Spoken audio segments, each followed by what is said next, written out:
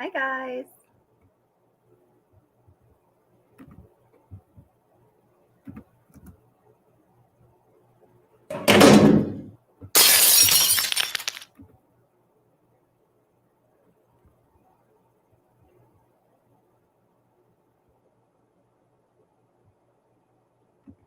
I have all these things that I can't tell you.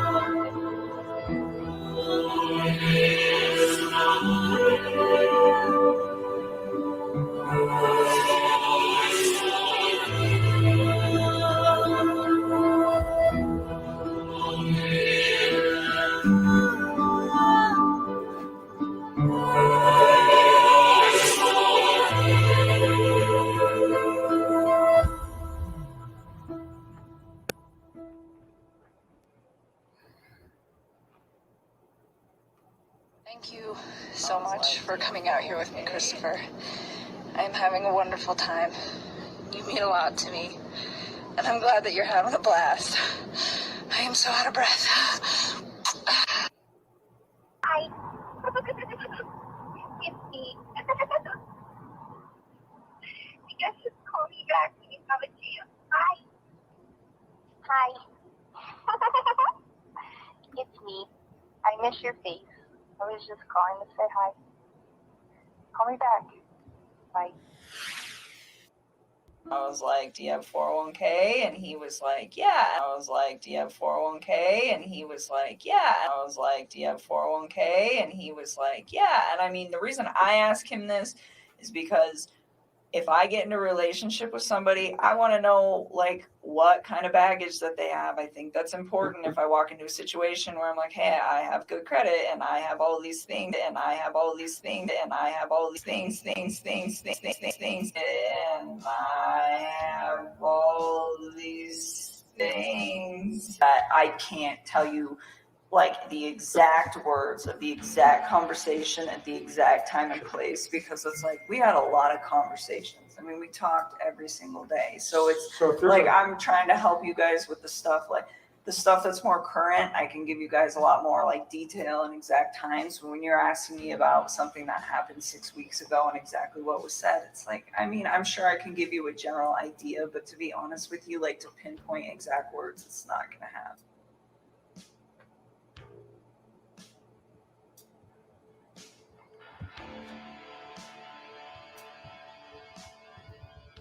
June 27th, 2018. Chris Watts brings condoms to my house. One box is full and unopened. The second is a set of condoms from a partially used box.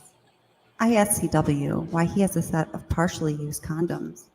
CW informs me that the condoms he has are from back when he was still having sex with his wife. CW told me they had been sitting in the closet collecting dust, and that SW, Shanann Watts, probably did not even know that they were there. I asked Chris Watts why him and SW used to use condoms. CW informed me that SW didn't like to get messy. I was curious, so I looked up the expiration date on the condoms and noted that the unopened set expired in late 2022, and the open set expired in early 2023. I looked up the lifespan of an unopened condom and discovered it's approximately 5 years. Based on my research, I assume these condoms were manufactured in late 2017 and early 2018. I thought it was kind of cute. I was like, oh, he's a dad. I was like, do you have 401k? And he was like, yeah. I mean, when he was with me, I considered it to be fairly healthy, was open communication. and it was what I thought was honest, and it was very calm. It was respectful. We got along really well. He gave me my space when I needed it. I gave him his, and anytime like he wanted to take care of it, like anytime that his kids could be in like his life for hours or days or whatever, whenever they were home, I made sure that I wasn't.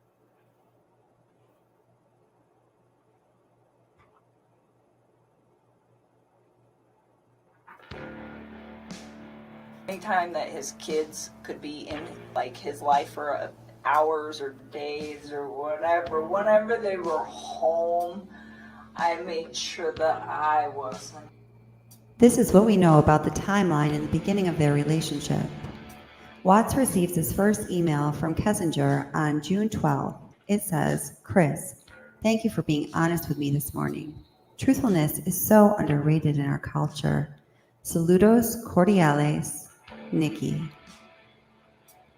On June 14th, 2018, Chris Watts enters his coworker Nicole Kessinger's contact information into his work phone for the first time. On June 22nd, Shanann and Chris leave for San Diego to go on their Thrive trip, and they return on the 26th. On June 27th, 2018, Shanann, Bella, Cece, and Shanann's father, Frank, fly to North Carolina. They'll stay there for 5 weeks. Could it be on that same evening, June 27th, 2018, according to Nicole Kessinger's 7-page letter to law enforcement, Chris Watts arrives at her apartment with 2 boxes of condoms.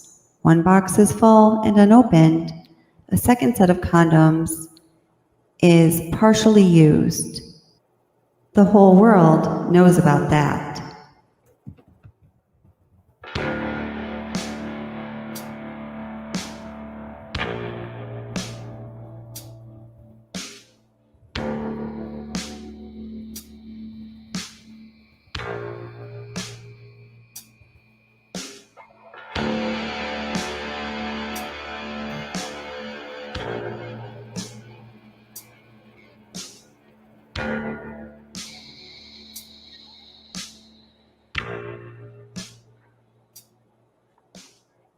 It was very calm.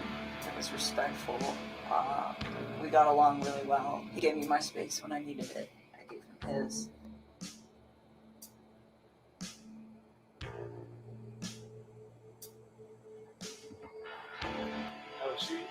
She had her moments where I had to talk her like off a ledge kind of deal.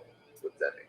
Like, I guess after the fact, there was like videos of her that she was like recording herself because she was like bipolar or something. I don't know that, but it's like she would get worked up about nothing.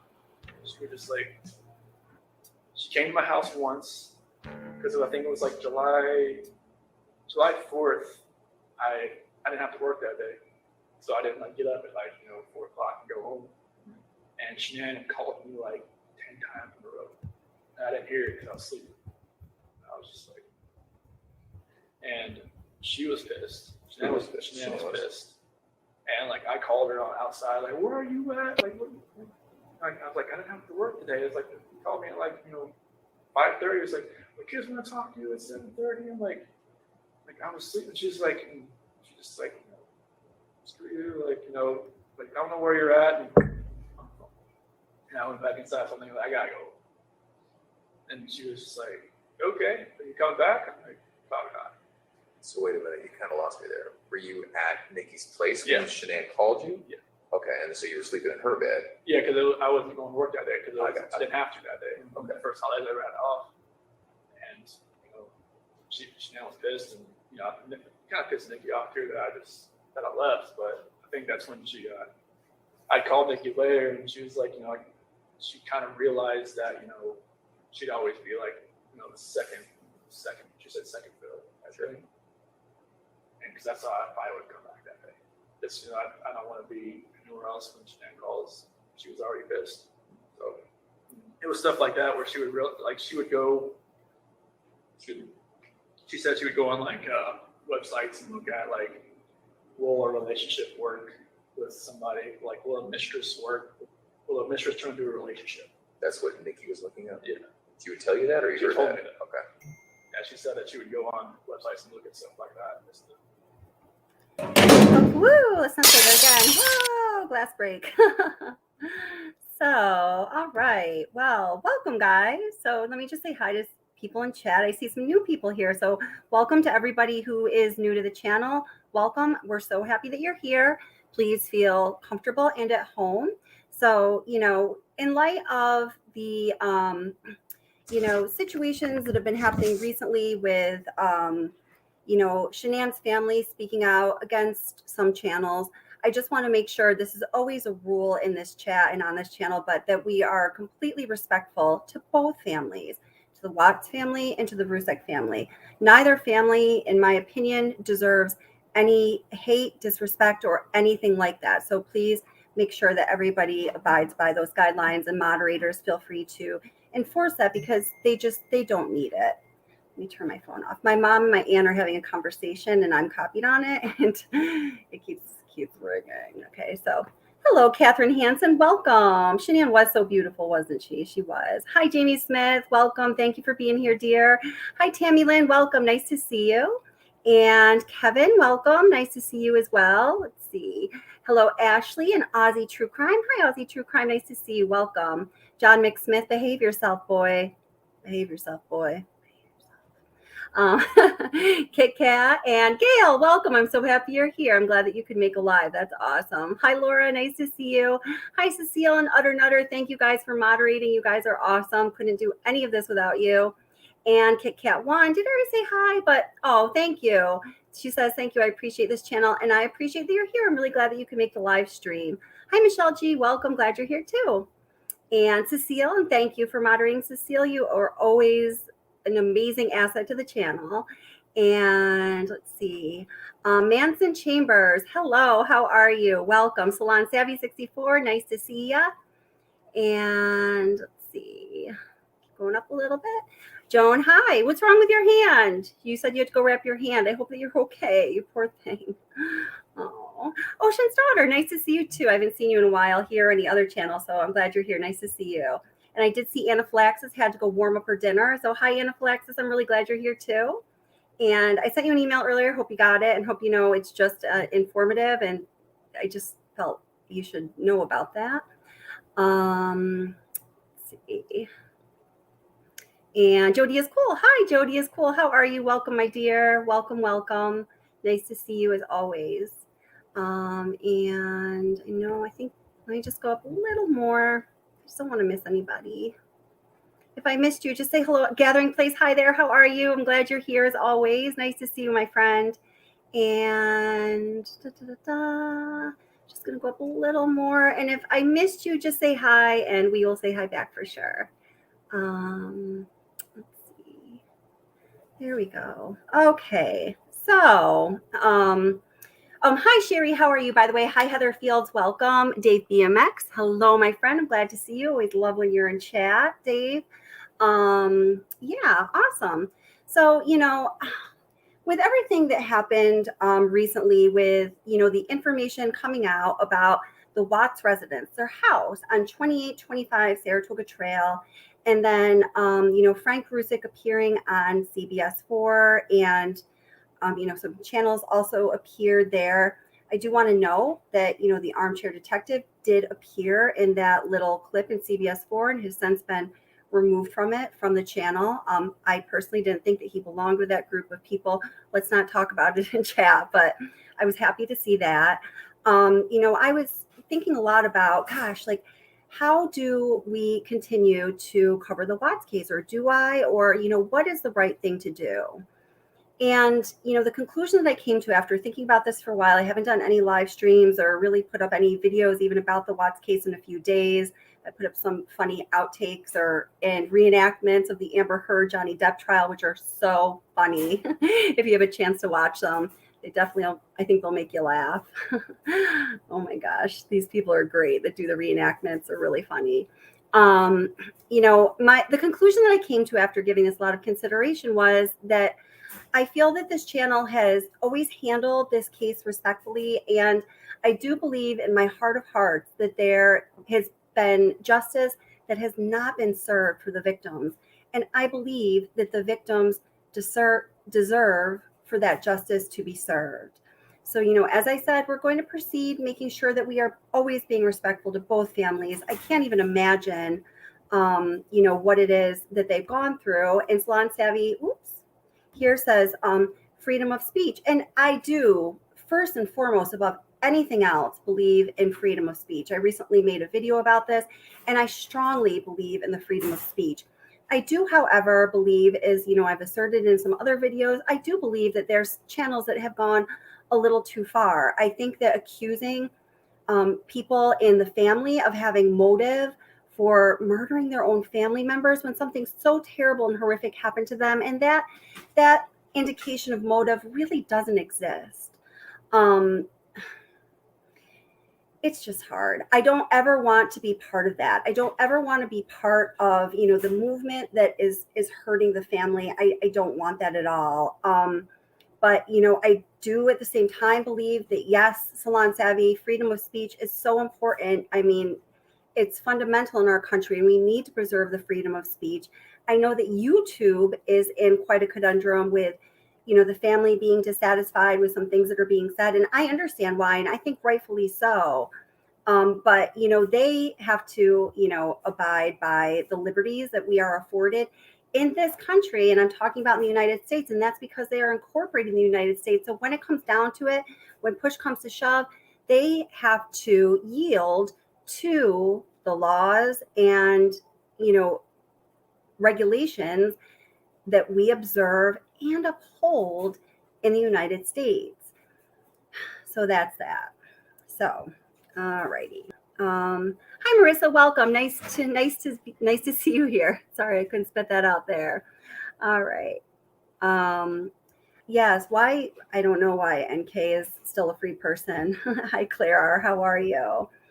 So, what we're going to look at today are some of the statements that have been made through the process of the interviews when investigators were looking into this case that have left many of us really wondering, like, what the heck? And if we have time, we're going to look at some of the recent questions and comments that have been posed by subscribers and viewers of this channel, particularly in response to a video that I posted about one of the channels that I think has been extremely offensive to the Rzucek family, and people offered some really good opinions there. We're going to look at it real time. I'm not going to filter them or anything. People will say negative things about myself and my channel on my own channel in comments, and unless they're really hateful, vile, and just inciting discontent and contempt, I leave them up. Or if they're just like patently false, Let's see. Sherry says, yes, the Rzucek family is hurting and we need to consider their feelings. I have a daughter that was killed. Oh, similar to Shannon. I understand. I'm so sorry to hear that, Sherry. That's terrible. And my heart goes out to you. And I'm sorry that you had to that you have the ability to relate to them so closely. That's a tragedy. I'm sorry to hear that. So I can't even imagine. I can't imagine. So let me get over to somewhere else here. And I hope everyone's doing really great. Let's see. Sorry, I canceled the live stream that was scheduled for last night and rescheduled it for today because I had a killer headache. The weather here, I'm in upstate New York, changed really rapidly.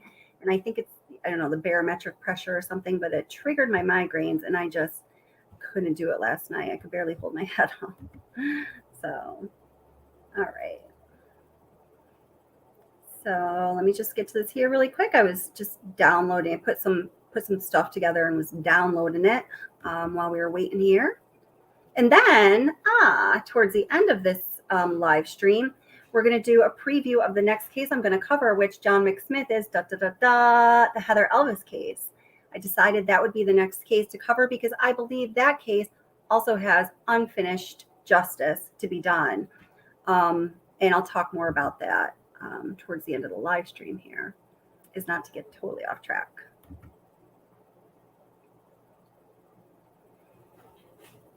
Did it not upload? Didn't upload. All right, that's okay. It's cool. I can handle that.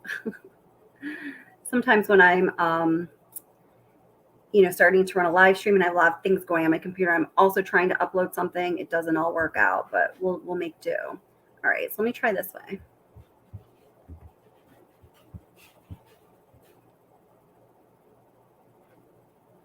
Yeah, we definitely don't want nasty people. It's not good, not good. And I also want to say, for anybody that's been being harassed or given a hard time by any other channel, I know that some people here, former subscribers or whatever of other channels, please let me know. Please email me. If one of the moderators, if you don't mind putting my email in chat at Watts Obsession, there's no the in it. It's just Watts Obsession at gmail.com. I'm making note of all of these infractions. And if there's ever anything that can be done about it, we'll do something about it. Please know that you're not alone, and we here support you. And I definitely don't tolerate any of you being harassed by other channels. Nice to see you, Pamela. Welcome. I'm glad you made it too. That's awesome. Great. All right. So we're going to see if this works. If not, we're just going to run the audio, and I have some other things I can play for visuals. Hi, Nancy Ann. Welcome. Glad you're here, sweetie pie. My girl, Nancy. All right. Let's see. Is this going to work? Are you going to work for me? Let's try. It's not going to do it. Oh, shoot. That's not good.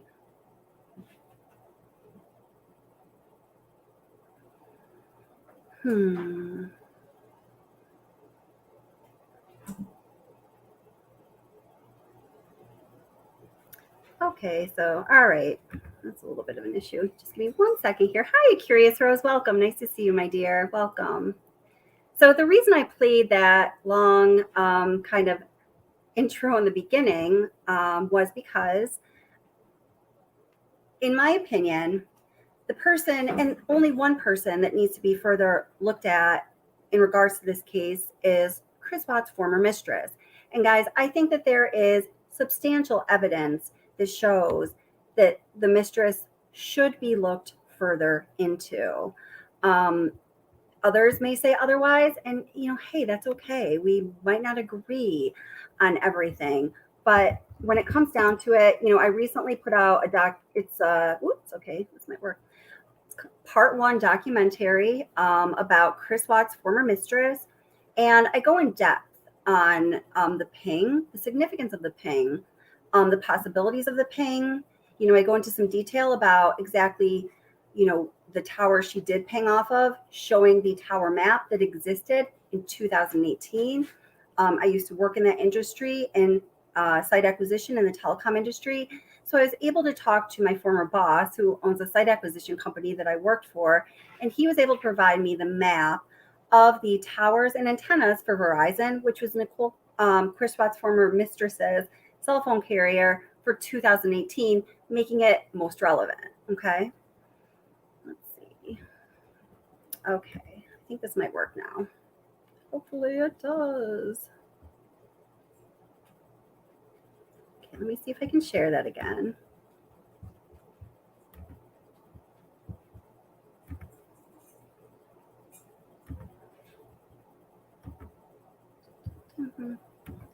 Come on, work. Okay, so let's see. Good. So this is my video editing software. So we're going to try to watch it right from there without being uploaded. Sometimes it'll work and sometimes it won't. Let's see what happens. All right.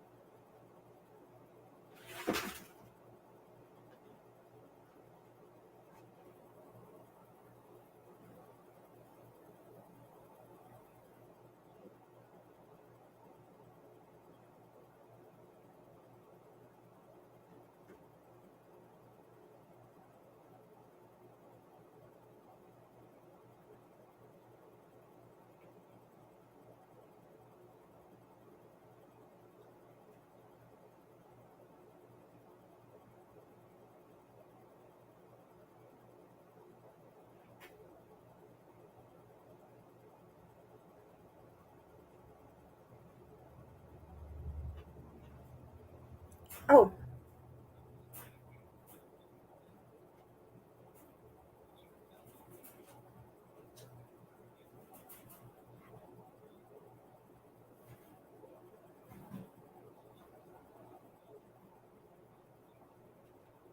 Oh. Okay, wait. You guys are saying no audio? Is there no audio? Oh, okay. All right. All right. So it's not going to work. Okay. Then let me go back to plan B. Sorry about that. All right. Just give me a moment here. Okay, sorry. I know what I'll do. Playing this first.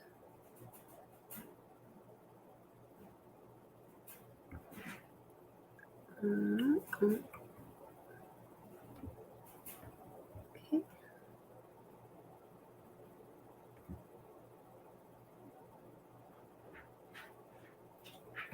There we go.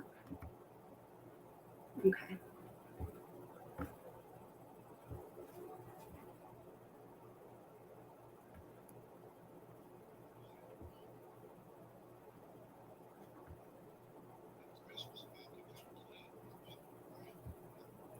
Okay, we can start right about there. Hold it. Okay. And then I'll get the other up, and it's cool. All good. We got this.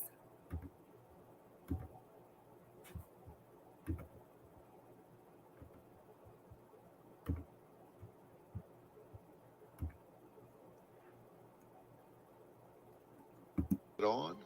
Did she have any idea that Chris would soon end the lives of the people who loved him the most?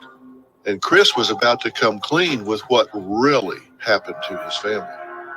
The story of Chris and Shanann Watts, well, it wasn't over. In fact, it was just starting to unfold. And I have a sneaking suspicion that made some people really nervous. Wait, hold it. And that's... You guys can't hear the video?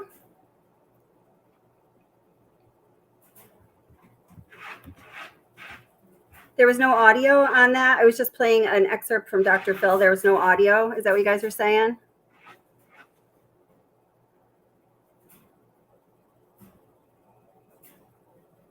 You can hear it? Okay. All right.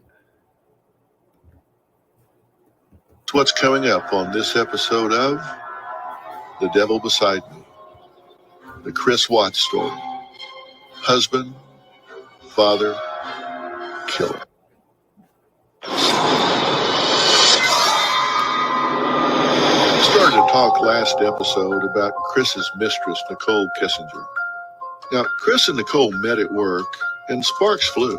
They soon began an affair, but according to Nicole, she was not aware that this was an affair, or that she was the mistress, that she was the other woman. She says she thought she was dating a guy who was in the midst of a mostly amicable divorce. Once news of Shanann's disappearance spread, Nicole had gone to police of her own free will to speak to them about her involvement with Chris. But was she a hero in this story? Or is it possible, like Shannon's parents believe to this day, that she tried to help Chris? And when it all started coming unraveled, when it all started hitting the wall, she got scared and bailed. Was she actually helping him and got cold feet and decided, save yourself, girl? She was never arrested or charged. However, is there more than meets the eye with Nicole? Sure, she had been helping police. It seemed like she was on their side and not her lovers. She had told them all about Chris and Shannon's many issues. She told them Chris had confided in her that he was no longer in love. She said he talked about living alone. She basically handed them his motive on a silver platter. But Nicole also told police she had no idea that Chris and Shanann were expecting a baby number 3. She says as far as she knew, their marriage was kaput.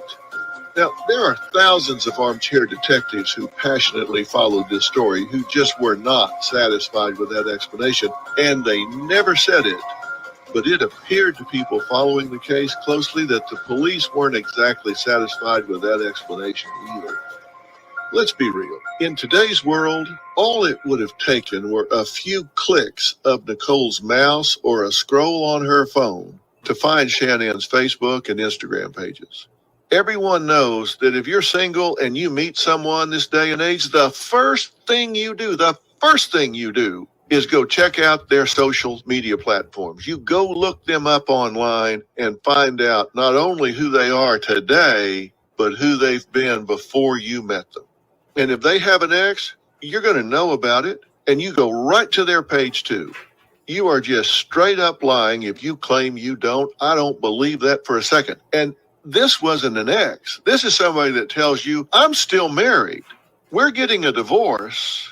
Well, you know what? Anybody with any self-awareness is going to say, really? Well, let me just go look and see what was posted yesterday, what was posted last week. If you're telling me this is an amicable divorce and that you're really separated, you're living under one roof purely for financial reasons, then that's going to be reflected on these social media platforms because there's going to be some individuality. We're not going to be seeing all this togetherness, all these family interactions. You're not going to see this wife sitting in the husband's lap. You're not going to be seeing all this togetherness. Anyone can figure this out if you take a look. If Nicole were to have checked out either Chris or Shannon's social media, nothing would have indicated that there was a divide, and certainly not that there was a looming divorce. In fact, Shannon was frequently posting about how excited she was to add to her family nest. She was always posting about how much she loved her husband, loved her life.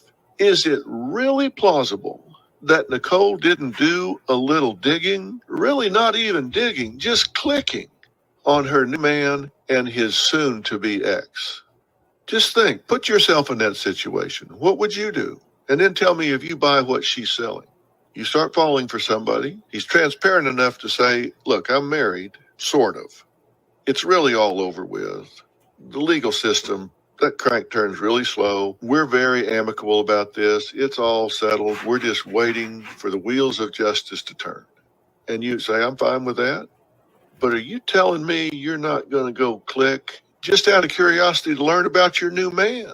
You're telling me you're not curious enough to go find out if everything he's telling you is true. Police may have had the same thought. They may have thought, well, maybe she's not saying everything she knows, because as they continued to investigate Chris, they started looking into Nicole as well. She's supposedly their advocate. She's supposedly their inside track to what's going on. And they're talking to her. They're encouraging her. Can I get you something to drink? Have a seat. Let's chat. But she's not out the door before they're checking on her as well. And they found that while she was being very forthcoming about certain things, she wasn't necessarily telling the whole story. They found out that she was deliberately holding some things back. They asked her to turn over her phone. She was hesitant. She eventually handed her device over to investigators. And the text messages and internet searches they found made them take even a closer look at her actions before, during, and after Shannon, Bella, and Celeste murders. And here's where things don't allegedly track with what Nicole told police. On July 24th, 2018, during the height of Nicole and Chris's relationship, Nicole searched Google for, quote, man I'm having an affair with says he will leave his wife. Now, hear what I just said. This is about 2.5, 3 weeks before these tragic murders take place. She obviously has some questions here because she Googles the phrase, quote, man I'm having an affair with says he will leave his wife. Nicole didn't search about dating a separated man or how it would work to date a divorced man with children. She specifically Googled affair. Interesting choice of words for a woman who is adamant that she thought her man was separated. Okay, so we hear all of that from Dr. Fell, and really, guys, it's just so well stated. the interesting thing about, hearing that audio excerpt of Dr. Phil narrating this situation is that this, despite what anyone says, I downloaded this. I love Dr. Phil. I love listening to Dr. Phil. When he started doing the true crime podcast, I was overjoyed. So when this edition came out, The Devil Beside Me, it was called, and he did episode, I think 1, 2, 3, and 4. I downloaded immediately and I was listening to it immediately. So this episode in particular was of interest to me since, I, along with many other people, have had suspicions that justice has not completely been served for the victims. And it's possible that Chris Watts' former mistress had some criminal culpability in this case. So one day I went back to listen to it again and it was poof, gone. And yes, you can find it on Spotify and, other places. But as far as, the Dr. Phil Enterprise, it is no longer part of his official collection. And one reason I know this is I uploaded the video myself, as did other creators, and it didn't get banged with a copyright strike. Because with Dr. Phil's material, if you play more than like 3 consecutive words from, his work of art, you get hit with a copyright immediately. So, all right. So let's see, which one do I have to go to now? Okay. So now just let's hear from the horse's mouth here. Thank you guys for being patient since my one video didn't upload. Luckily, I know exactly where to find most of this stuff.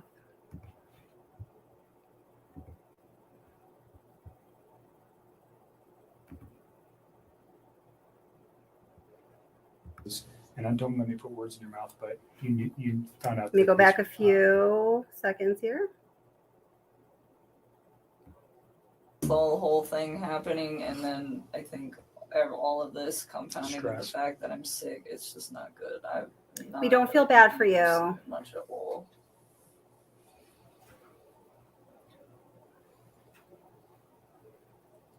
Yeah, I'm with you. We definitely need to accelerate the case because the more it takes, the less sure that they are of situations. But on the other end, I think if you do just What situations exactly is this man speaking of? that only, you tell me what you're willing to provide to me, and we'll write it. Is that good enough? I just want our text conversation, and then I guess our phone call records. So I'm going to put. So the time and date of the phone call records, and then our text message. Could we get photos of him? Huh? Could we get photos of him? Off of Would that? you mind if we got his photos that he sent to you? Well, they'll be in that text message thing. So all his photos were sent. There was no apps or anything else used that you guys were sending. It was all just text messages. Yeah. So it'd be an attachment to a text that he sent you. Pretty much. But everything is in the text and the phone call records. So all of it. Because we don't have it on tape, we discussed prior to turning the tape on Tuesday, which would have been the 14th of August. You had read some newspaper articles on the 13th and the 14th that regarded this case. You had also had a conversation with Chris at some point during the day on Monday. And on Tuesday, because of what you found, specifically what you said was, and don't let me put words in your mouth, but you found out that his wife was pregnant. Yes. And you did not know that prior. And you found that out via the newspaper articles, and that caused you concern. Well, I just realized that he was lying to me, and I was like, well, if you can lie to me about this, what else are you lying to me about? And it made me realize that maybe his wife was in danger at that point, and it was day 2 too, and she still wasn't home. What did that cause you to do with your phone, though? Oh, what? When I deleted those? I was just kind of grossed out by him, to be honest with you. I was just like, I don't know what's going on right now, but you just lied to me, and I don't want to see this. Just a moment here.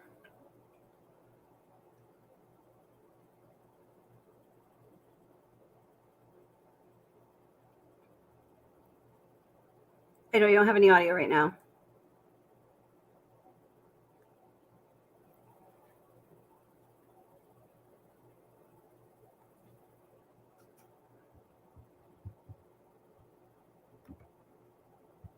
come over my phone anymore. So I removed it. So you already said, but you removed text messages. I deleted all of his stuff because he lied to me. I mean, that's what it was. It was the hurt that made me delete it. And then it was the lie that made me start questioning everything else he'd been telling me for the last few days. And that's when you decided to come forward. Yes. Okay. So just for context, Yes. when people delete stuff off phones, usually we go, No, hold on a second. No. It And wasn't that's why I malicious wanted, at all. It wasn't not saying it's malicious at all. He lied to me. It just hurt. Like, I had never felt like he'd ever lied to me before. And it was a big lie. I mean, telling somebody that you're in the midst of a divorce and then you have a wife that has a 15-week-old baby on the way is a huge, huge thing. Okay, now, obviously, you know, what we question here in this interview excerpt is the fact that, you know, it's pretty much a fact that there was no way this woman did not know that Shanann Watts was pregnant. Now, I started to prepare a live stream for you. It's the Amber Heard. You may have seen, I was going to do it a few times, and I decided to put it off until the Amber Heard and Johnny Depp trial are actually happening again, just for the sake of there being more interest, honestly. And I was in this, you know, live stream. I'm going to be talking about the different methods of deception that people use. And, you know, one of them she uses quite frequently here. Well, there's two actually I'm going to mention because I noticed that somebody just pointed out that she says, to be honest, she says that frequently. So one of the things that deceptive people do is they artificially reinforce their own statements with things like, to be honest with you. Let's see. And then they also use, let's see if I find it. I'm so You. Pretty much. But Everything. Right there, pretty much, where she says, Only. listen. you tell me what you're willing to. Just go for it a little bit. Is there anything else you used that you guys were sending? It was all just text messages? Yeah. So it'd be an attachment to a text that he sent you? Pretty much. Pretty much, right there. It'd be attachment to a text. Pretty much. Another thing that people do when they're deceptive is to answer with non-specific and indefinite responses, like pretty much, which really leaves a lot of wiggle room. You know, if somebody later were to come back and say, hey, wait a minute, I thought that you told us that all of the pictures of Mr. Watts would be in the attachments to your text messages, you know, and then she could say, well, I said, you know, pretty much. But, you know, I didn't like, you know, expand on it because, you know, blah, blah, blah. I didn't feel good. My tummy hurt. But all I said was pretty much. So, you know, in this interview, in all of the interviews with Chris Watts' former mistress, we see all of these methods and modalities of deception coming right into play. Now, to the question, did she know that Shanann Watts was pregnant? We nearly beyond a shadow of a doubt know that she knew.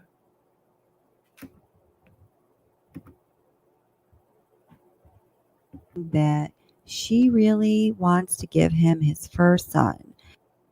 Okay, so Nicole Kessinger saying that she really wants to give him his first son, that she was often caught up on this idea of being in second place or playing second fiddle, and that it was her grandest hope that she could someday give him a first son. Now we can corroborate Chris Watts' account of July 14th, a la his interview with Tammy Lee and friends, with his account of the day, July 14th, as he recalls it in his book with Sherilyn Cadle, Letters from Christopher. I don't have a copy of this to show you because I did not purchase the book, but I've read this part several times. So Christopher Watts tells Sherilyn Cadle that they were over at his house and Dieter the probably 8-pound dachshund leads Nicole Kessinger upstairs. I guess he strong-armed her into going up the stairs. So when she's up there for a couple minutes playing around with Dieter, supposedly, and when she starts to come down the stairs, she is frozen on the stairs, and it has a dazed look on her face. When he asks her what's wrong, she goes on to tell him, I just saw a picture of your wife and girls, and what the heck? What's going on? She's so beautiful, and why are you doing this? Why would you give up all of this for me? And so Christopher Watson says that he, was able to talk her down off the ledge. He pulled her over to the couch and held her and consoled her and told her, that she is the only one. And it was at that point, Nicole Kessinger, probably in retribution, told him about the dates that she had made with the eHarmony folks. So later on, they each go on to talk about how their sex life was never the same after that. And that when Nicole Kessinger pressed him as to what was wrong, he said that he couldn't get over the fact that she had planned on going on some other dates.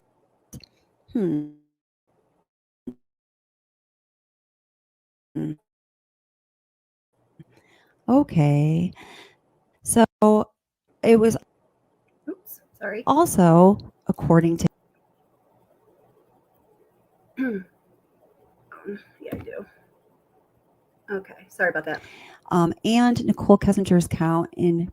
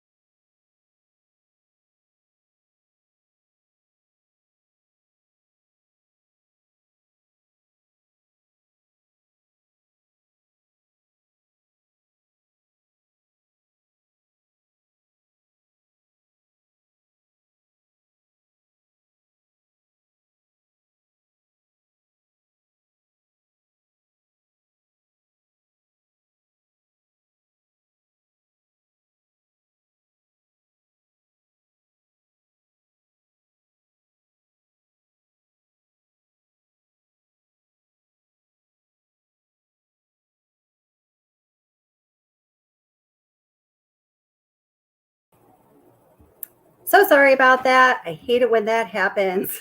Sorry about that, guys. Okay. So basically, what that video is going to tell us is we're looking at the number of times, the sheer volume of times that Nicole Kessinger Googled, things like Shanann Watts or, just things having to do with, being nosy, kind of perving around, seeing what Chris Watts was up to. So, it was on that day, July 14th, and maybe you guys have watched that video, that Nicole Kessinger kind of had a hissy fit when she was at Chris Watts' house. And she was just being very pouty. She claims that she, saw a picture of Shanann and one of the girls. And she said, oh, well, at this point, I was like, oh, why would he want to be with me? He has this beautiful life. He has all these beautiful things and this beautiful wife and all this malarkey. I think I just channeled Joe Biden.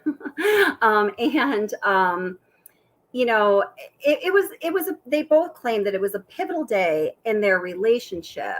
So what's important about that date, July 14th, is that was also the date that Shanann Watts posted a picture of this little onesie that she bought for her baby to be. And she posted that on Facebook. Given the activity of that day, and I talked it all out in that video, it's on the channel. It's the July 14th video. It's nearly impossible for anybody to believe that she had not Googled, Shanann Watts, or looked for her Facebook page specifically and saw that onesie that she said is for baby Watts. So if there's any question of whose baby it was, it says right there, baby Watts. It's Chris's baby. And I think it's far-fetched for her to say that she believes it was somebody else's baby. Hi, Keshchik. How are you doing, my friend? Let me just check chat here really quick. And hi, Beverly Webster. Welcome. I think you said it was the first time here. Let's see what your comment says. Welcome. I'm happy you're here, Beverly. I think the only thing NK didn't do was a physical part, but everything else, yes. I do think the long conversation of her and Chris Watts, the deleted was her conversation about something we will all never see, unfortunately. I don't know if I read that right, but that long conversation, that 111-minute conversation, of which, I pointed out a lot recently, doesn't appear anywhere in the discovery documents. You'll see in the discovery documents, Nicole Kessinger's interactions with Chris Watts are all over the discovery. In fact, that's much of what it's about, the timeline I'm talking about, the official timeline and like the 1,800 pages towards the end of the discovery. It's really filled with Nicole Kessinger and Chris Watts' communication and interactions. And then all of a sudden, on that Sunday, August 12th, the day before the family disappears and the day before they're murdered, there's no mention of Nicole Kessinger, including her ping in Frederick, Colorado at 6:16 a.m. on the morning of the murders, or the 111-minute conversation that happens the evening before. There's record in that timeline of every other conversation and interaction he had on August 12th. In fact, there's 6 pages of what Chris Watts did and who he talked to on August 12th. Conspicuously missing is that 111-minute conversation, which seems to be, the grandest thing that he did that day. So why is it not in there? So, in my mind, there's a lot of reason for us to believe that justice has not been fully served for the victims, and it's possible that Chris Watts' former mistress was involved. But then, kind of even bigger question is, why did law enforcement push that aside or cover it up or sweep it under the rug in so many different ways? Now, just switching gears a little bit, we're going to listen to an audio clip of Chris Watts talking when he was interviewed by Tammy Lee, Dave Baumhover, and Graham Coder at Dodge Correctional Facility in Washington on February 19th, 2019, 3 months after he was sentenced and went to prison.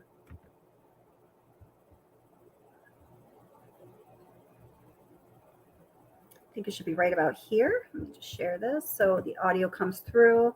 And this is from CBS 3, 4, with the local channel there. If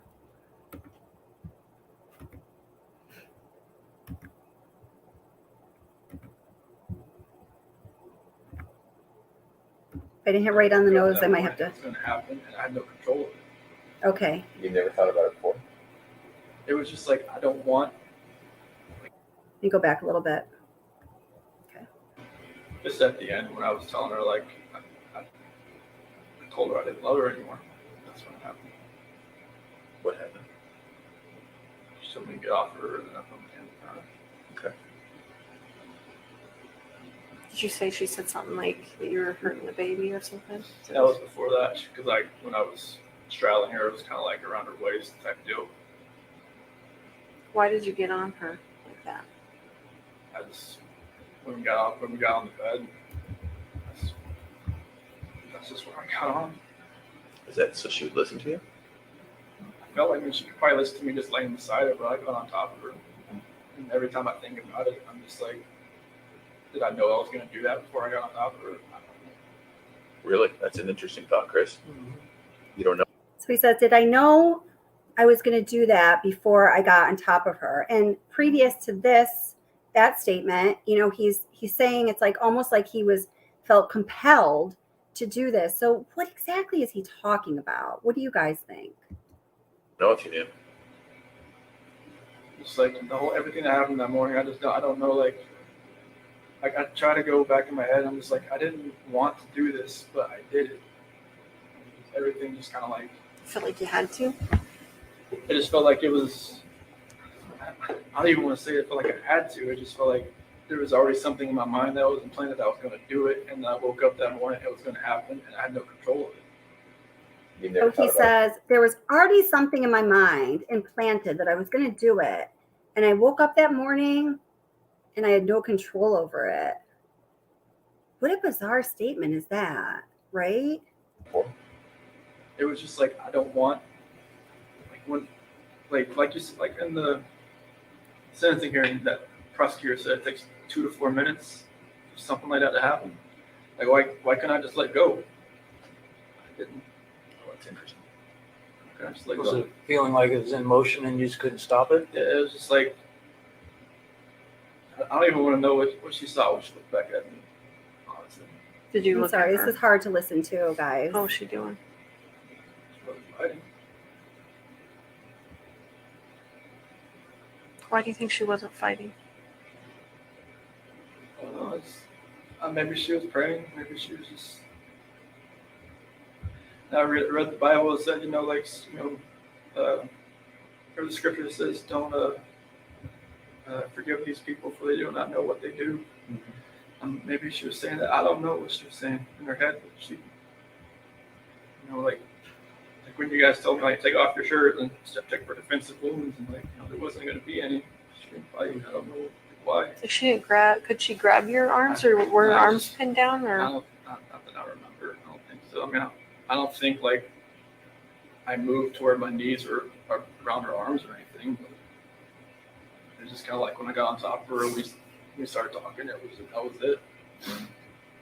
It's kind of like in my head, or like in the back of my head, that was going to happen. And just like at the end of the conversation, it was just like, that's what happened. I just wish I could have let go. Did it seem like it was that long, 2 to 4 minutes? How long did it seem for you? Almost kind of felt like it was longer. Almost, it felt like time was standing still. It's kind of like I just saw my life just disappearing before my eyes, but I couldn't let go. It was like somebody else, like if you picture somebody else around you, holding your hands, holding you, keep you from not letting go. So there, he says. At some point, there was a statement about rage. Do you feel like you were in a rage at that point? Like in the back of my head, that was going to happen, and just like at the end of the conversation, it was just like, that's what happened. I just wish I could have let go. Did it seem like it was that long, 2 to 4 minutes? How long did it seem for you?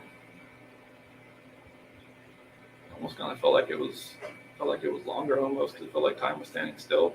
It's kind of like I just saw my life just disappearing before my eyes, but I couldn't let go. It was like somebody else, like if you picture somebody else around you, holding your hands, holding you, keep you from not letting go. I think that's one of the strangest things, that he said in this interview. It's like, if you picture like somebody around you, holding your hands, like, I just couldn't let go. What do you guys think about that?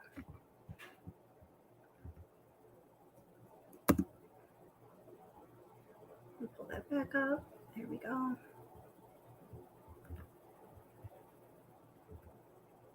Let me take a look to chat here.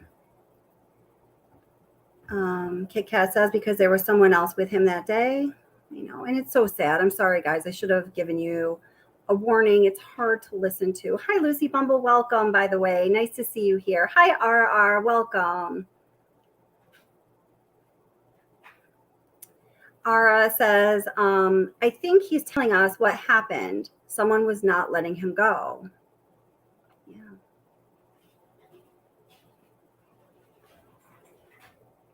And Lucy Bumble just says plainly, I do not believe him, which I certainly, he's proven himself to be a very deceptive person. So Keschik says, Kelly, it could be demon possession or he did it in his full faculties. Yeah. I mean, gosh, this goes down into a whole, different topic of, I don't know, of if you believe in that kind of thing of demon possession. What is it, like possession, demon obsession, demon attachment, all of these different things. I'm going to share something with you that I definitely know I've never talked about on this channel before. But so I lived in Philadelphia for about 18 years. And when I finally moved back to where I am now in upstate New York, it was about 7 years ago. There was a number of reasons I was considering moving, primarily having to do with my family, who is up here in upstate New York. I'm an only child. And, both of my parents, I felt really needed me. They're getting older. And I just, kind of felt, this calling to come and to be near them and to bring their grandson close to them. They both, absolutely love him. And for each of my parents, he is, who are both remarried, but he is their only, biological grandchild. Something else that, and Diane just says it was not a demon, he planned it, quite possibly too. The place that I was living at, I was renting a house, and really bizarre things started to happen. And guys, some of you are going to think, yeah, right, when I tell you this story, but I kid you not, I would swear on anything that this happened. I was standing in, I lived in it was a house in Philadelphia. I was in this area called Fishtown, which is in that kind of on the outskirts, sort of gentrified area that used to sort of be almost like the ghetto, but, more like working class people are moving in or professional people. And, it's up and coming. Anyway, the homes are very long and narrow, right? So we had 3 floors, very long, very narrow, not a lot of square footage, even though it was 3 floors. So in the downstairs, it's like, door, living room, dining room, kitchen, and a bathroom, all like in a horizontal row. So I was standing towards the very back of this long house and in the kitchen. And I was talking to somebody who ended up not being a very good person. In fact, I was really ashamed that I even allowed this person to be in my home, but sometimes we make poor judgment calls. And in that case, it was a poor judgment call of mine. I had a vase that was about, 12 inches tall. And in the bottom of it, I had these little like circular, like glass rocks. Sometimes I would have flowers in there. Other times I put different decorative things in there. It was on like the small dining table. All of a sudden, while we're talking, out of nowhere, one of these small glass rocks shot past us. I mean, with velocity. And the only place in my house where those existed was in this 12-inch tall vase. So some other strange things happened. And, my son would start to wake up and come get me, and he would report hearing people. Or he thought that I was in his room, like, Mom, why were you just like sitting in my room, like breathing? I'm like, oh my God, I wasn't. It was really scary. I'm just getting chills just thinking about this. When I had to move out of that house. I didn't feel comfortable in there. Something in there wasn't right. I didn't know what it was. I don't know if I consciously even was like, I've got to get out of here. But I felt so uncomfortable in that house. I had to get out of there. When we were finally starting to move things out, I was down in the basement. It was just like this old, totally unfinished, like, concrete and dirt basement. And we moved this box spring. And behind it, guys, there was like a 5 or 6 foot pentagram etched in the wall of the basement. And as I was continuing to, start to move, I was terrified. I was freaked out. It was, I wanted to be out of there like right then and there. In fact, my son and I stayed with my best friend and her family for a short time. But, I had to go back in there and move the stuff out. As we were continuing to move things around, we found these like stacks of these. They were like, I didn't even know that these existed, but they were like satanic worshiping like magazines, like these dark magic magazines, and then various paraphernalia, like these colored candles and candelabras. And it was so freaky. And guys, I tell you that crazy dark stuff started happening in that house.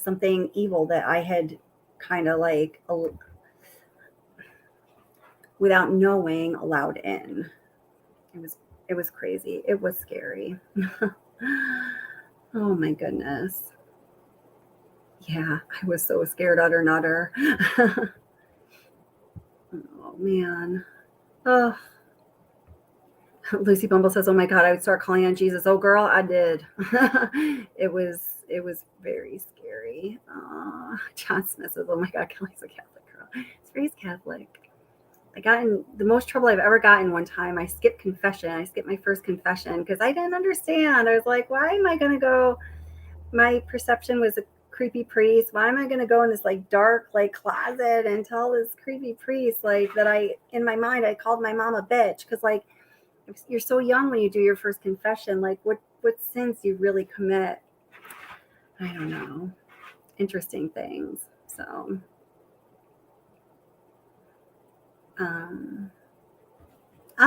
yeah, let's do that.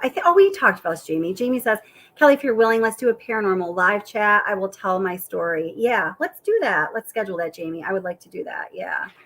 I can't believe I even just talked about that, but yeah. It was really scary, guys.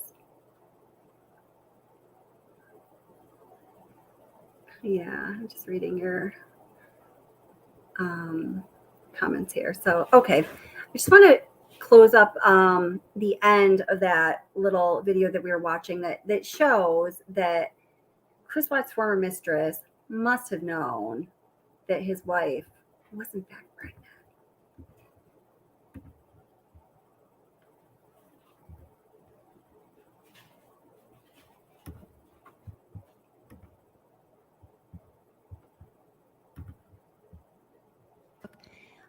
And Nicole Kessinger's count in piecemeal sound bites throughout her interviews with law enforcement regarding this day, July 14th. I will never know why they didn't press her more to get her freaking story straight. That Nicole Kessinger tells him that she wants to give him his first son. Okay? So this really is a whole lot to put together here. So let's now compare this to what is said in Discovery. We see that on July 14th, it says Kessinger and Watts visited a Mustang museum in Boulder together. Check, the Shelby Museum, right? It says that around 10 o'clock, Kessinger called Watts and they held nearly a 5-minute conversation. Apparently, they're making their plans to meet up, right? Then it says at 10:19, Watts logged onto Facebook. Now, this is interesting. This day and a couple days before, and I think a day after or two, Watts logged onto Facebook, which is out of character for him. And shortly thereafter, he deleted his Facebook account. But that's for another video. Take note. The Discovery then goes on to say at 10:56 to 11:38 hours, Watts took photographs of assorted vehicles, and the metadata proves that he was actually, yes, at the Shelby American Collection Mustang Museum. At 12:46 to 13:08, Shanann, oh gosh, poor Shanann, made 4 unanswered calls to Watts. So this is in line with his account when he was talking to CBI, saying that she had called several times that day and he had not answered. Okay, at 13:17 minutes, so that's at 1:17, Watts answers Shanann's 5th call, and they held just a 5.5 minute conversation so he could check in with his wife and his daughters who are across the country. So at 13:25 or 1:25 p.m., Watts searched the internet for 24 Karat Bistro and the restaurant's menu. So remember, macros. NK was very picky about what she ate. The data analyst that was working with law enforcement notes, "I confirm this restaurant is located at 587 Briggs Street in Erie, 10 miles south of the Shelby Museum." So this all sounds aligned. At 14:36 and 2:15:27 hours, so this is 2:36 to 3:27, Shanann continued to make unanswered calls to Watts. I just feel so freaking bad for this woman who is 15 weeks pregnant with this man's baby. At 1537 or at 3:37 p.m., Kessinger calls Watts, and of course he answers, and they hold a nearly 5-minute conversation. At 1602 hours, 4:02 p.m., Kessinger called Watts, and they held a nearly 43-minute conversation. So I'm just going to go to, the time that we use here, not military time. At 4:26 p.m. to 5:27 p.m., during that call and just after, Shanann made 4 more unanswered calls to Watts. So while he's on the phone with Kessinger and after, again, for the 3rd time, Shanann is ringing up her husband, wants to tell him how the kids are doing, how the baby that's growing inside her belly is doing, and he just, can't be bothered. Here we have at 5:23 p.m., Watts finally calls Shanann back, and they held a 10-minute conversation. Ostensibly, this is after NK had left his house. At 6:14 p.m., Watts spends nearly 2 hours online researching Dave Bunk Minerals. Dave Bunk Minerals, in the data analyst notes, it's a mineral dealer located near Arvada, and he's looking for dioptase, which is a translucent emerald-colored mineral. Now remember, NK was very much into minerals, quartz, crystals, and all of these other more natural geo-type things. Okay.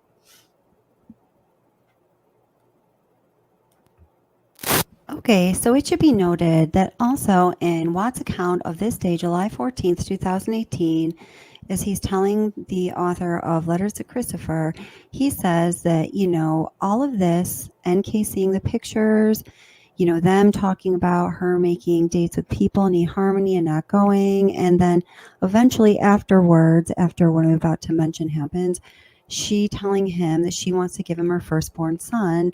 Nicole Kessinger got really pissed off, and she stormed out of the house, and she went and sat in her car, and she sat there, and they were texting back and forth and or talking back and forth while he was in the house, and then eventually she came back in. Now, this just really reminds me of, I said this on one of my live streams, that I can remember doing something like this with my very first boyfriend when I was like 15 years old, and I would behave this way. If something was going the way I didn't want, I would, kind of storm out, try to be dramatic, make a point, and then, I'd return and want to be loved. Well, that was me doing that with my 15-year-old undeveloped brain and, learning how to be mature and act in relationships. And in this case, we are talking about a 30-year-old woman in a relationship with a married man with a family, definitely acting in this very childish way.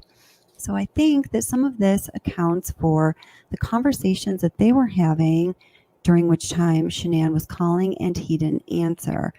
She went and stormed off, sat in her car for quite some time, according to him, and then eventually came back in. That's when they had the conversation that ended with she telling him that she wanted to give him his first son. Now, what are we missing here? It seems like we're missing a piece of information, right? What else may have happened on this day? I mean, what prompted NK to go so far as to tell him that she wants to give him his firstborn son? I wonder. Well, it just so happens that on this very day, on July 14th, 2018, Shanann posted on Facebook, which we know Nicole Kessinger was looking at based on the copious amounts of Google searches that were found and that were actually released regarding her searching the Watts family, its members, and things about the Watts family. And Shanann Watts posted her first picture of her first little outfit that she had purchased for the anticipated baby Watts. This is a post that appeared on Facebook that same very eventful day, July 14th, 2018.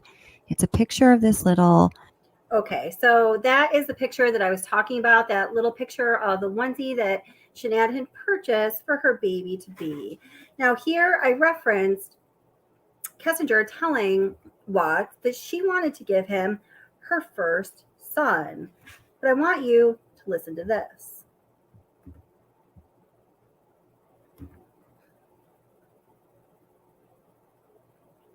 Okay, so hopefully again, I'm hoping I got just about the right spot here. I think I probably did, but I might have to go back or forward a little bit.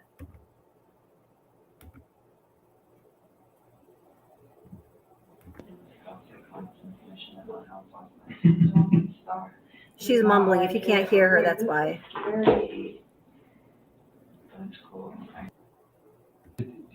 Put that in context for me. Does that?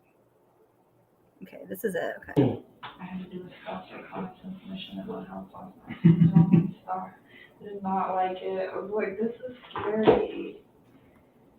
That's cool. I got to do it. So almost I went to move back.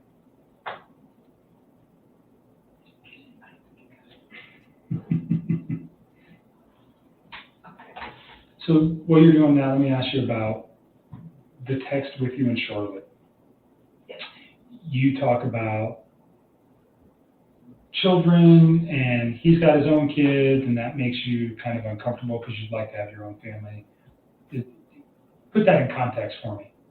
Is that a fair statement the way I'm saying it? I mean, I guess. There was never anything I said to him though. Okay, that's what I want to know. Did you ever say anything to him about Never. anything about his kids being a problem? Anything about his wife being a problem? Never. I always try to be so inclusive with them. And even with her, when I was talking to her, it wasn't that his kids were an issue. It was just, this man already has a life. Should I go build my own, with somebody who hasn't done that yet? And then she was the one that was saying, So now let's listen to this.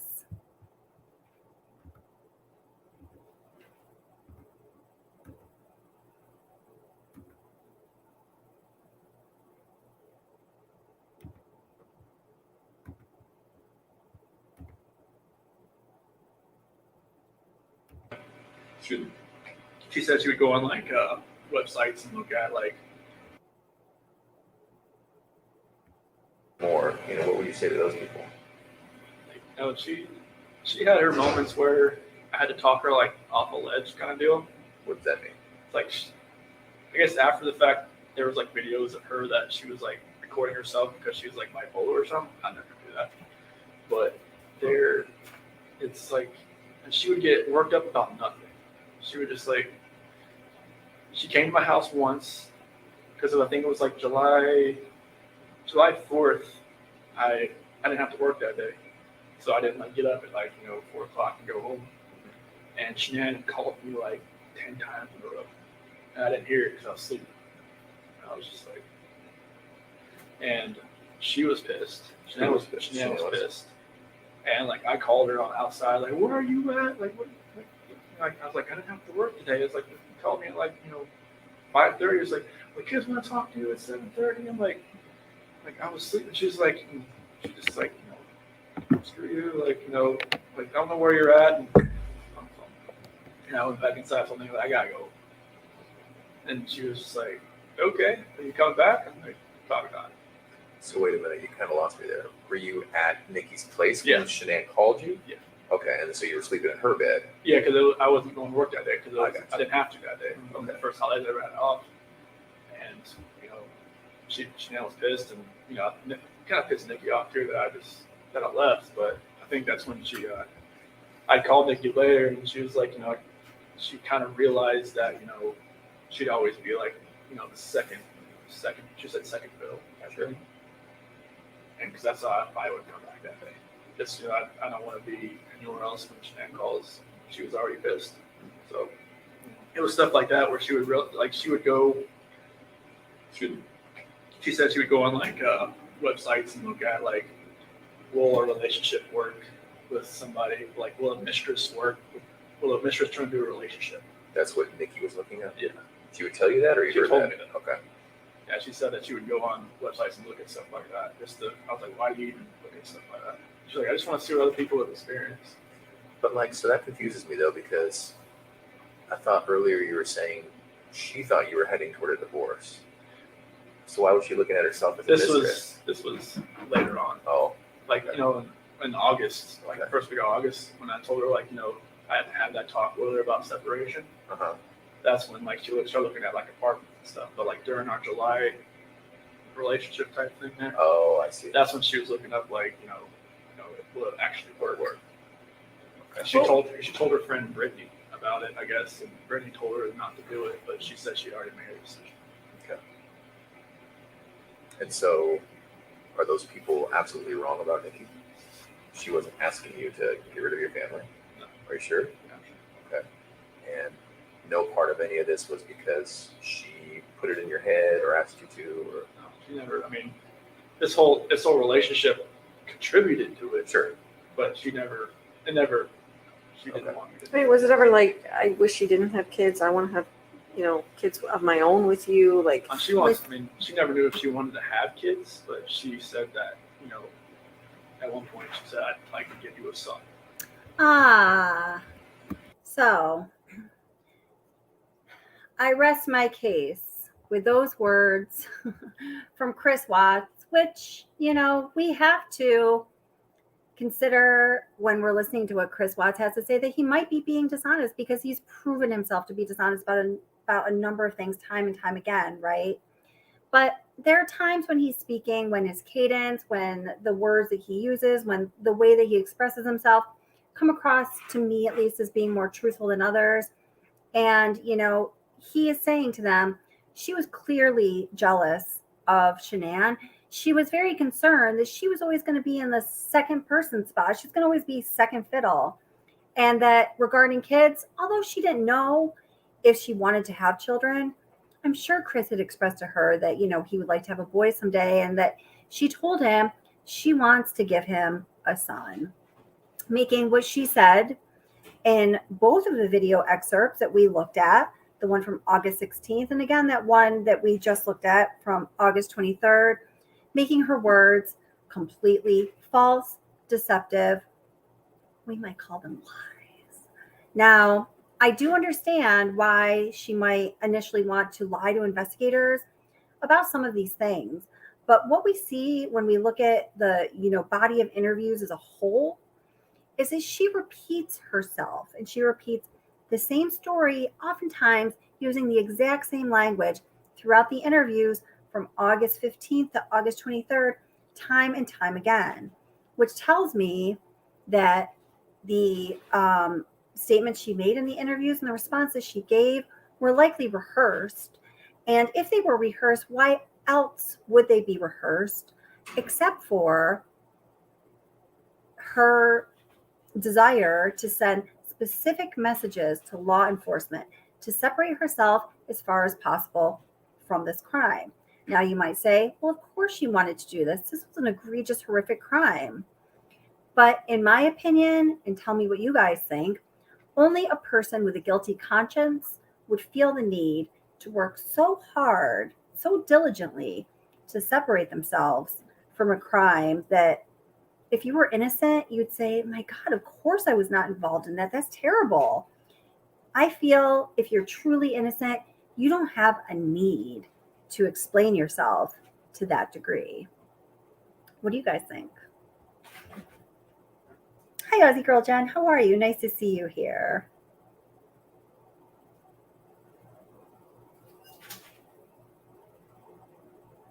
What does that mean? So John says, NK rehearsed answers, but not CW. Well, he very well may have too.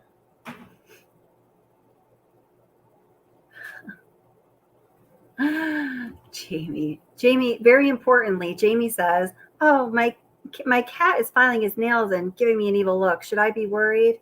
Possibly, especially if you got that chopper on your neck. Oh my gosh.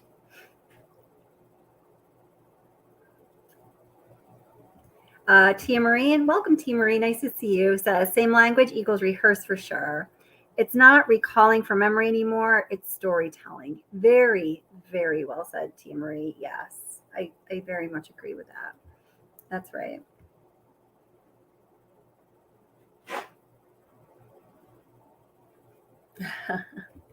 Diane says, NK just likes to hear the sound, likes to hear the sound of her own voice.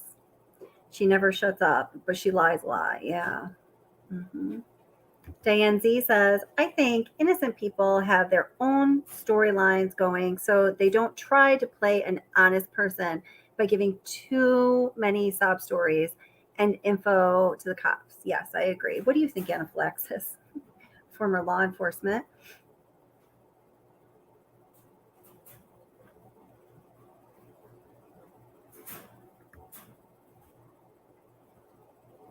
Sharon Norris says, I agree with Tia Marie too. It's a very good statement.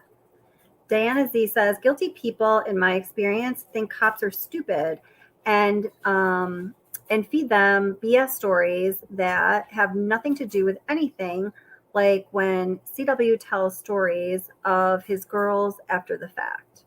Yeah. Look here, come before that. I'll scroll up in a minute. I'm going to get lost here, Jamie. Oh my goodness. Okay. So let's just take a look, just in ending things up. As I promised, taking a look at some of the subscriber and viewer questions and comments. And I'm going to go to the specific video that I posted recently. Oops. Oh, I'm giving praise to Nancy N. And, I posted this video. It's in regards to Seeking the Truth with Dave. It says, you forget blaming Shanann's mom plus 10 other, at least, people for the murders of Shanann, Bella, and Celeste. Here's the proof. So it's just really an excerpt from the last live stream and some text messages between Bubbles, former moderator at Armchair Detective, and him. But we have some pretty interesting comments in response to this video. So let's just take a look at some of them.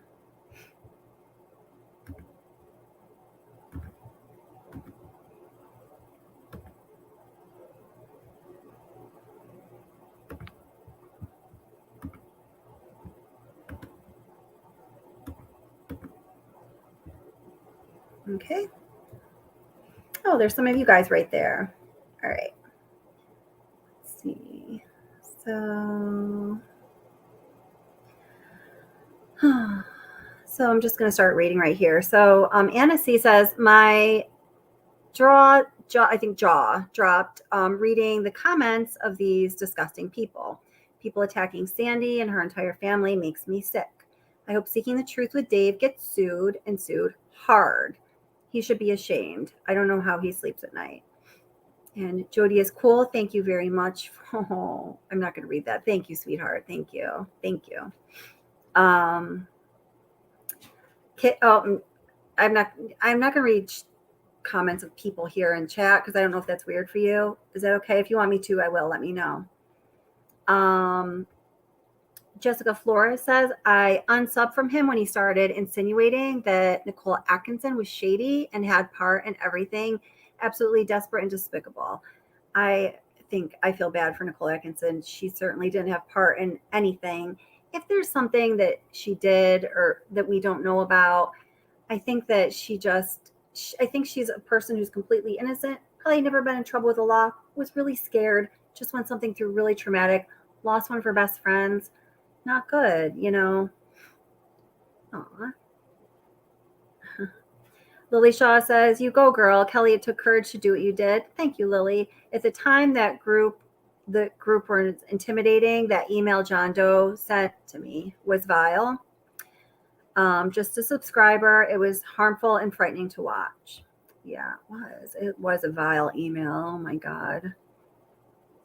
Catherine says, thank you for this. I'm sorry for commenting again, but I did notice on some lives, all that he talked about, or saying quite loudly, is how they're not worried about haters and people are working against them to get them shut down, but nothing about trying to uncover the truth, blah, blah, blah. Good point, too. Chrissy says, I knew this guy was a nut job, but he is totally one. He would say something and then say, draw your own conclusions on that. I don't understand why he still has this channel up.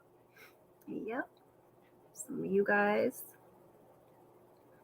AER83 says, wow, what a prick. He should be ashamed. God willing, he will never go through anything as tragic and heartbreaking as the Rzuceks did. Yeah, I don't wish that on anyone. He's got to be stopped and shut down. I am ashamed for him. Let's see.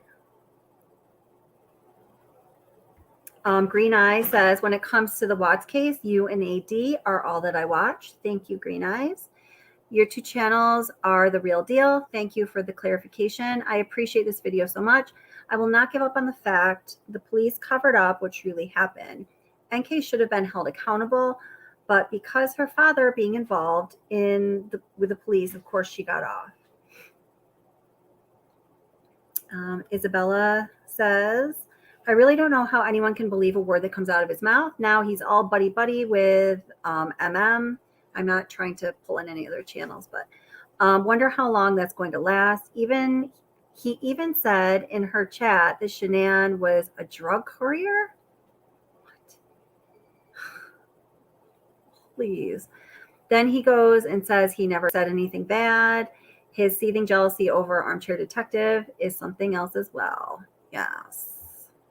I agree with that. He's mad jealous of AD. I didn't actually mean for this to be a total bashing that channel session. There are some comments in here that are about the tone that we need to uphold when talking about these kind of cases in general. But like I said, I'm just reading off the cuff here. Brandy says, Miss Kelly, I did misjudge you in the past. I kind of thought you were one of those Let's Bash Shanann creators. I do understand you're more about trying to understand and deep dive into how or why this horrible tragedy happened. That's true. I don't agree with everything you say, but you do have a good heart, and now I'm a sub. Oh, well, thank you, Brandy. That was nice. One of my creator friends, let's see, Denty and Shaz. If you guys are not subscribers to Denty and Shaz, you should go subscribe. They do deep dives into a number of cases. The Watts case, recently they did the Jodi Arias case. They have another case that they're working on, up and coming. I just exchanged an email with them. I think that you guys are going to really be interested. Go subscribe to them. They say, we watched 2 live streams with Dave and his cohort. One of them had a picture from Nate's camera, and they completely doused it with green paint and were running red paint over it too. We tried to figure out what it was that they were doing, and it turns out they were recreating the path taken by Chris, but they said it was NK walking to his truck. We cannot get that time back, but we never equated the Watts case with a shite Microsoft Paint tutorial. Thanks for this. Keep it up. They're really super funny. I like those people a lot. Yeah, and then again, I don't want to read comments from you guys here. Many creators, this is Denise, whose channel I joined, all blatantly accused Christopher is the monster who murdered Shanann and the kids. Plunder was one of them who accused Christopher of being the monster who murdered them all. I was bullied by so many of Plunder's subs for disagreeing with them. Well, I don't agree with that. Justine, No Soup for You, and others. Okay, I'm going to keep reading this. Said that Chris did it. Not once was Nicole Kessinger even suspect, according to them. And, people, they definitely think that, and I think that's okay, but to bully people with a different opinion, of course, is not okay. So, okay, so anyway, David Carter says, with your permission, I'm going to stream this on my live. Yes, David, you have my permission.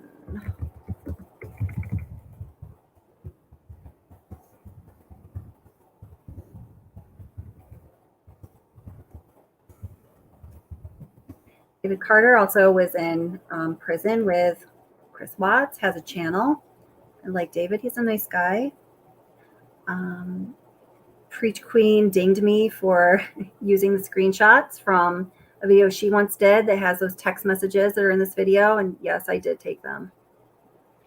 We have the same objective. She's fine with it. So, okay, so that's that. I was going for more of a perspective again on how we should proceed with, discussing this case and some people said about it. But maybe I will pick them out and ahead of time to present to you another time. So again, I wasn't really trying to turn into a bashing session, but I'm okay with it too. Kit Kat says, I believe David. So David, Kit Kat believes you. Hi, Angeline. How are you?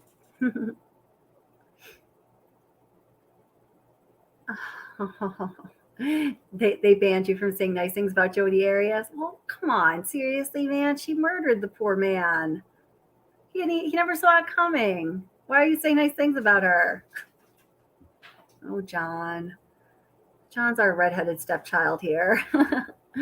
Swan Savvy 64 says, I like Plunder. I love Plunder. Plunder's first class. Hi, Katerina, by the way. I saw you earlier. I didn't say hi to you. I'm sorry. Hello, how are you? So, okay. So I think I'm going to wrap this up. And again, sorry that the video that I was trying to upload didn't upload, but we still hit most of the points. I just had to do a little searching for it as we were going along, but that's okay. We make do, don't we? So I hope I didn't miss anyone in chat. And thank you guys so much. Thank you in chat for being respectful. Thank you moderators, especially for always holding this channel up and being amazing. I couldn't do any of this without you. You guys are the bomb. Beverly Webster commented, I'm not talking about him or I'll explode. I know that feeling, Beverly. I do. Yeah. Diana's watching the video about Dave. She says he's cringy. And so recently, since, that CBS 4-bit came out from the Roost featuring Frank Rzucek, Frank talking about, I just feel so bad for that man. Look at his eyes. He looks so broken. And this channel that I'm talking about has since made videos just continuing to criticize the man. I mean, just saying, punch him below the belt again and again and again. I think it's absolutely disgusting. And he keeps going on about how he's going to come to the United States to go to Frederick to do a documentary. He keeps talking about it, but in this kind of insightful way. Well, I do have to tell you, I was talking to my friend who's an attorney who I've consulted on this case previously. I've mentioned him before. I was talking with him and his wife this morning. Yes, it was this morning. And he was telling me that there's some kind of a law out there that if you are putting it out there, and this is just in rough terms, hopefully he'll get me more information about this, or I'll research it myself, or maybe one of you guys will, I don't know. But if you're going out there and saying that you're planning on coming into this country for reasons of malice, I know that was a specific word that he used, then you're not allowed to come into this country. So just something to consider as you seek the truth. Yeah. Salon Savvy says, thank you, Kelly and Moz. Yes, thank you, Moz. Everyone have an awesome night. You too, darling. Yeah. Bye, Anaphylaxis. Thank you for being here. Bye, guys. Awesome. All right. Everyone have a great night, and I will see you soon. Take care.